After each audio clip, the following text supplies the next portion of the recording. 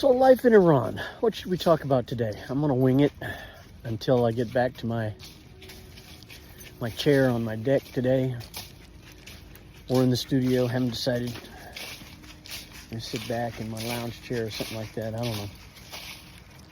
But anyway, Iran, 1971 through 1978 is going to be the subject of my life experiences for a while again. I started it earlier on in videos, so if you want to catch some of the Iran videos, go way back to some of the first videos I made. They're interesting, especially if you're interested in anything going on in the world right now, which is very important. Iran is back in the news, of course. Everybody calling for peace now that Trump has been elected. But including Hamas wanting to cease all hostilities. Miraculous, isn't it, when you get somebody of strength into the White House? So while I start this intro to today's subject, we can watch Loki go on his walk. All the fall leaves, oh my goodness, it's beautiful. It's absolutely beautiful today. Let's watch Loki enjoy his walk today while I talk. Hope I don't bore you, Loki. Think I'll bore you? No. He says no. See that?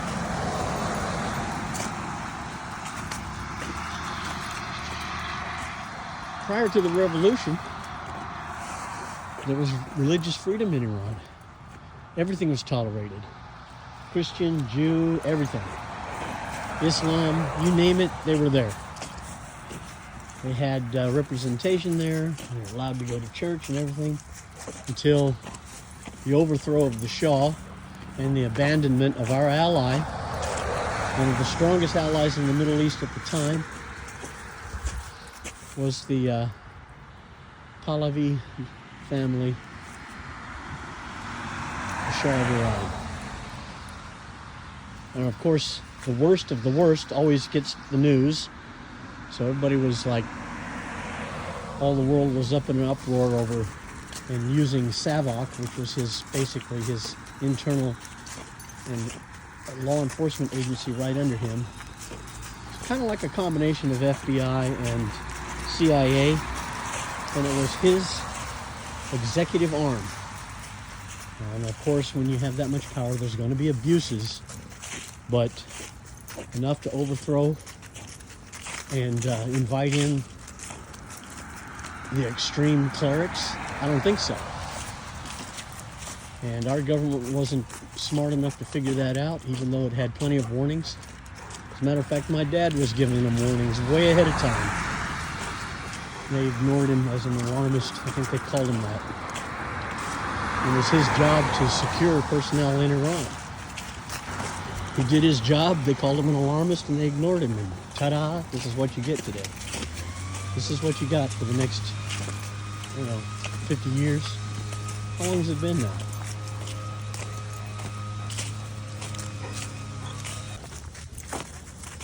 So, I think they had a couple of terrorist incidents that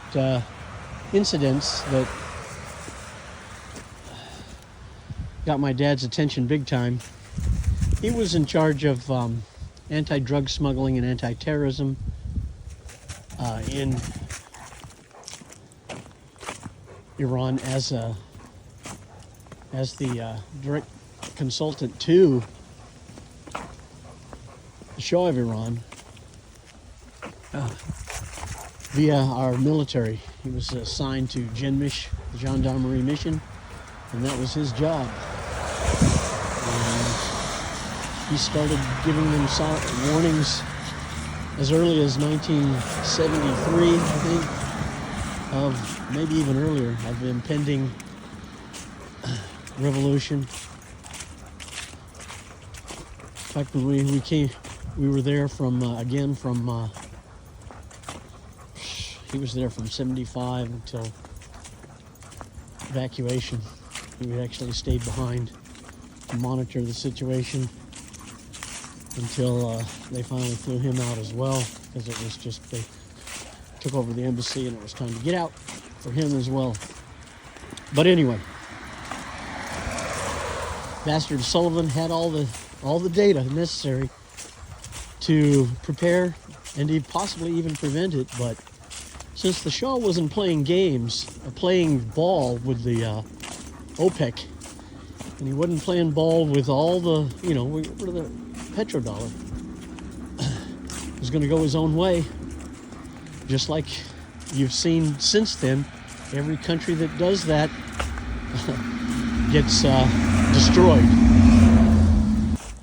I'm hoping the next 4 years will be a change in that kind of policy around the world. So here we are back at the ranch, and I got my cup of coffee and trying to get this fireside chat going.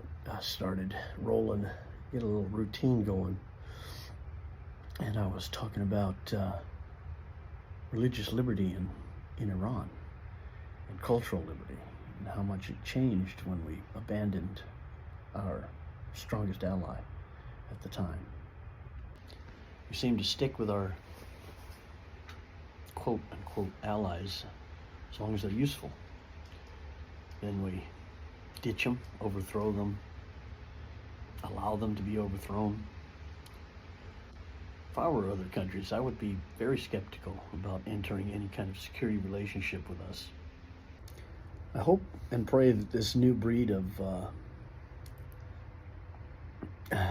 Republican, they're more libertarian than they used to be, and I hope this new breed that has taken over the Republican Party and become the working man's party, really, again,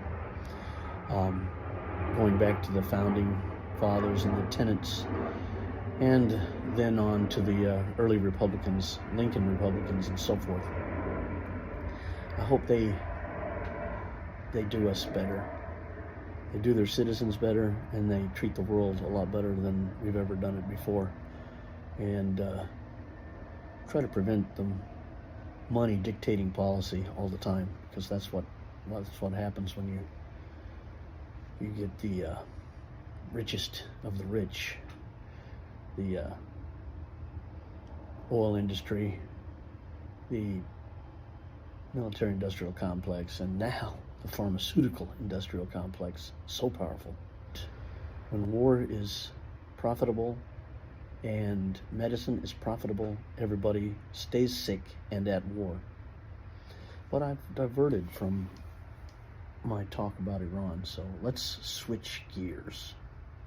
So I'm back. I had to fix Loki take some stuff out of the freezer for Loki, and we'll fix him some fish for dinner. And so I could unfreeze that. And a couple other things around the house I had to do. So anyway, where was I? So like I said, we first went to Iran in 1971.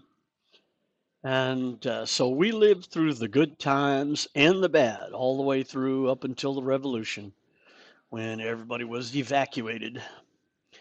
1978, I think the last went out somewhere around December.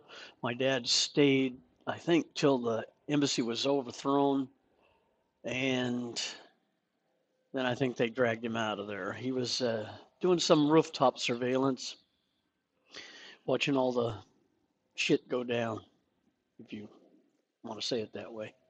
So where was I before I was so rudely interrupted days ago? 1970's Iran was a beautiful place.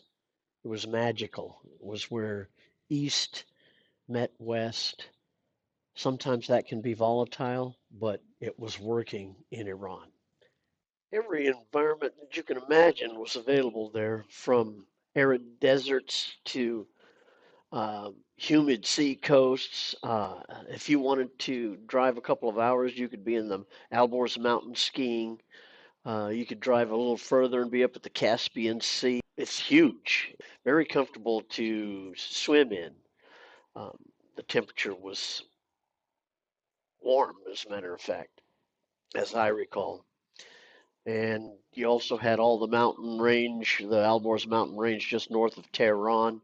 Tehran itself had been transformed by the Shah in, I think, the what's called the White Revolution, and he ended up planting trees and literally changed the climate. The so-called White Revolution was a series of extensive transformations from political and social all the way to the environment itself. And that was begun, I think, by Reza Pahlavi in 1963. And as I alluded to in the beginning of this, the religious and cultural freedoms were like night and day compared to, if you contrast pre-revolutionary Iran to post-revolutionary Iran. Women and men adorned all the latest fashions. There was no government restrictions on socializing. Not to say that families, conservative Iranian families, didn't have their own restrictions, rules, codes of conduct. But as far as the secular, more or less secular government went, um, there was no restrictions what you could wear, what you couldn't wear, what uh, religion you wanted to follow, who you worshiped, who you didn't worship.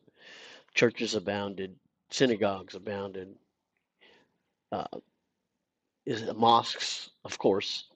Um, it was all mixed, and nobody gave any problem. And as long as you behaved reasonably and respectfully, no one bothered you for the most part until we start getting closer to the revolution.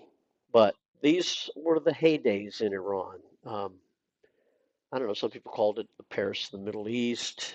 I don't know, that name's been tossed around between Beirut and Tehran, but I think they've both shared it at one time or another. Like I said, it was the heyday of Iran. That would soon change as the inescapable revolution started to approach.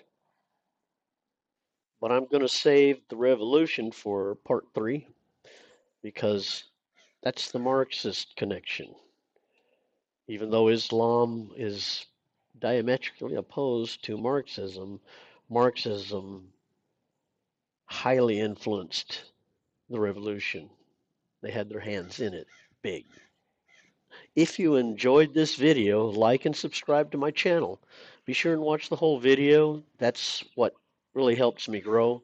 That's what the algorithm likes to see. Give it a thumbs up, comment. Comments go a long way toward that too. I'll see you in the next video.